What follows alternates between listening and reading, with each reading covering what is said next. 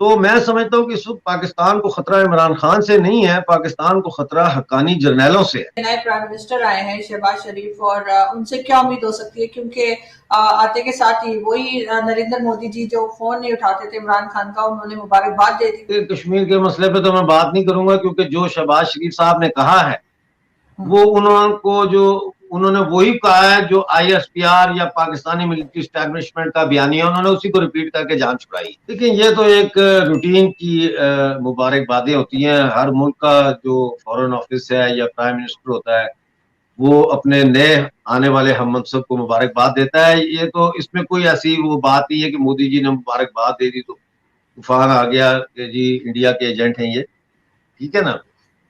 जहां तक ट्रेड की बात है, मैं समझता हूँ ट्रेड की जरूरत है। और अगर शहबाज शरीफ वाकई ये चाहते हैं कि पाकिस्तान के अवाम को कुछ रिलीफ मिले, देखिए आज फिर चीनी की कीमत बढ़ गई है, ठीक है ना। तो उसके लिए फिर इनको जरूरत है इस बात की है कि ये इंडिया के साथ फौरी तौर पर ट्रेड के लिए जो है वो ट्रेड टॉक्स शुरू करें।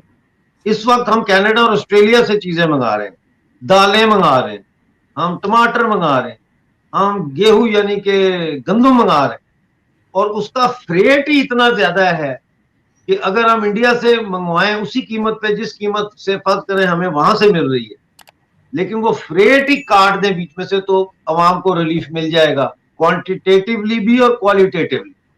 एक तो मिकदार बहुत ज्यादा आएगी खाने पीने की चीजों की, और दूसरा जो है वो ये उसकी क्वालिटी भी अच्छी होगी क्योंकि वो फ्रेश होगा। वहां से आता है, उसको महीने लगते हैं आने में चीजों को।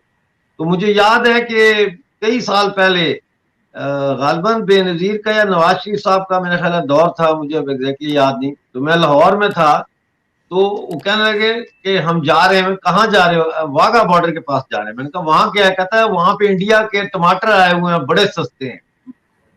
तो हम गए, मैं तो इंडिया का टमाटर ही देख के उसको सलामे करता रहा। मैंने कहा आप इंडिया से तशरीफ लाए हैं टमाटर भाई, तो वो मेरे लिए बड़ा अजीब था, लेकिन वो इतने सस्ते थे टमाटर, और आलू भी मैं एक टमाटर एक आलू लाया, तो मैंने वो कॉर्नर्स पे रख दिया।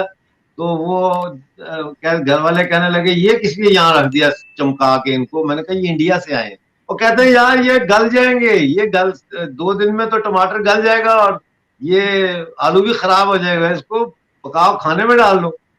तो मैंने कहा मैं खाने में डाल सकता है इसको। तो मैंने वो बाहर जगह थी वहां पे थोड़ा सा गड़ा खोद के उसमें मैंने वो दफन कर दी। मैंने कहा ये इधर ये हमारे इंडिया से आए थी। तो कहने का मकसद ये है कि ये तो एक चलो बात होगी साइड पे। ट्रेड खोलनी पड़ेगी, ट्रेड खोलनी चाहिए या नहीं चाहिए का तो सवाल ही नहीं है ना। ये खोलनी पड़ेगी, चाहे जो मर्जी लोग अपोजिशन इल्जाम लगाती रहे, ये खोलनी पड़ेगी। ये नहीं खोलेंगे तो ये किसी तरीके से पाकिस्तान को रिवाइव नहीं कर सकते। बिल्कुल नहीं सर, ये होना चाहिए, क्योंकि कब तक ये इसी तरीके के झगड़े रहेंगे। वैसे भी मेरा भी ईद के बाद लाहौर जाने का प्रोग्राम है, तो मैं वाघा बॉर्डर जाऊंगी, और उस वक्त जब गेट खुले होते हैं, वो एक टाइम पे खोल देते हैं ना थोड़ी देर के लिए, दोनों तरफ के गेट्स ओपन होते हैं, तो वो मैं जरा देख कर आऊंगी। कई बार गई हूँ, लेकिन वहां वाघा बॉर्डर इत्तेफाक है कि जाना नहीं हुआ। लेकिन सर साथ साथ अगर हम बात करें इमरान खान का, क्या फ्यूचर आपको नजर आ रहा है? और इन्होंने जो कहा कि जी एब्सोल्युटली नॉट, आज वो भी उन्होंने कहा DGISPR ने कि हमें तो इस तरह का कोई अड्डा मांगा ही नहीं गया था, जो बार बार इमरान खान कह रहे थे कि मैंने तो एब्सोल्युटली नॉट बोल दिया है। तो और साथ साथ वो अमेरिका के खिलाफ भी लोगों को भड़का रहे हैं। तो आपके ख्याल से अमेरिका की तरफ से कोई रिएक्शन आएगा क्या? देखें, आप पहले तो ये देखें ना कि इमरान खान की अपनी कैबिनेट में कितने अमेरिकन थे, ठीक है। वो शहबाज गिल। हर बंदा तो उनका जो एडवाइजर है वो अमेरिका का पासपोर्ट होल्डर है। तो फिर ये दोगली पॉलिसी क्या है कि आप एक तरफ अमेरिका अमेरिका कर रहे हैं और दूसरी तरफ आपने अमेरिका वाले ही रखे हुए अपने पास जो वहां मुलाजमतें भी कर रहे हैं, ठीक है ना।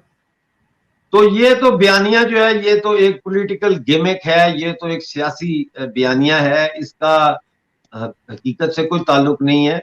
ये एक्सटेंशन है तालिबान के बयानिए की, जो जैसा मैं कह रहा हूं बार बार कि हक्कानी जनरल्स जो हैं under the leadership of lieutenant general Faiz Hamid, ये उसका बयानिया है जो वो इमरान खान को दे रहे हैं। इमरान खान का तो दिमाग ही नहीं है, वो तो सिर्फ विकेटें गिन, वो ओवर में कितने बॉलें करानी है, इतना उसका दिमाग, इससे ज्यादा तो उसका दिमाग ही नहीं है। तो इतनी हाई फ्लोन पॉलिटिकल जो एनालिसिस की करने और ये चीजें, ये उसको फीड किया जा रहा है, और फीड जो है ये पेशावर से हो रही है।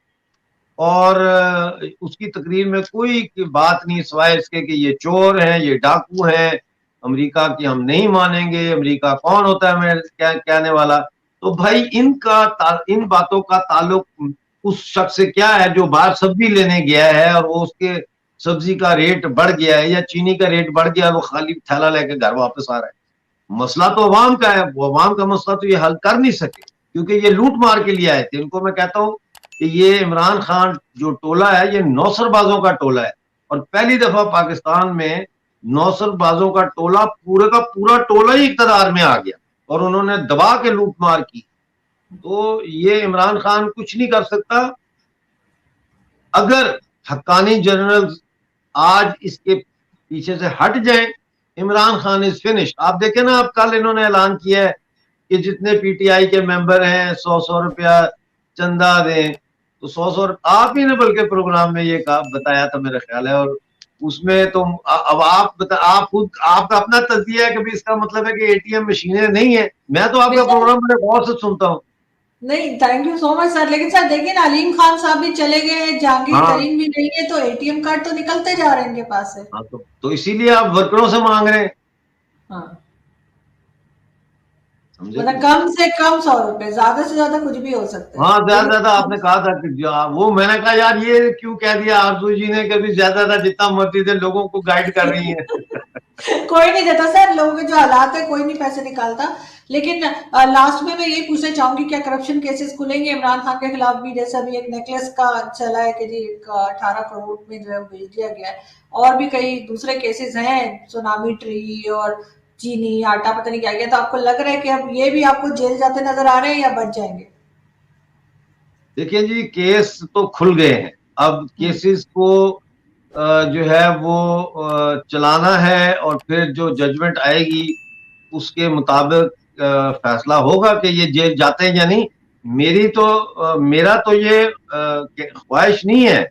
मैं तो ये समझता हूं कि अगर पाकिस्तान ये समझते हैं आप लोग कि आप लोगों ने चैन का सुख का सांस लेना है, और जिस मुसीबत में आपको ये डाल के गया है, उस मुसीबत को जब मैं देखता हूं तो इसका जो है वो जेल के सिवाय और कोई जगह मुझे नजर नहीं आती।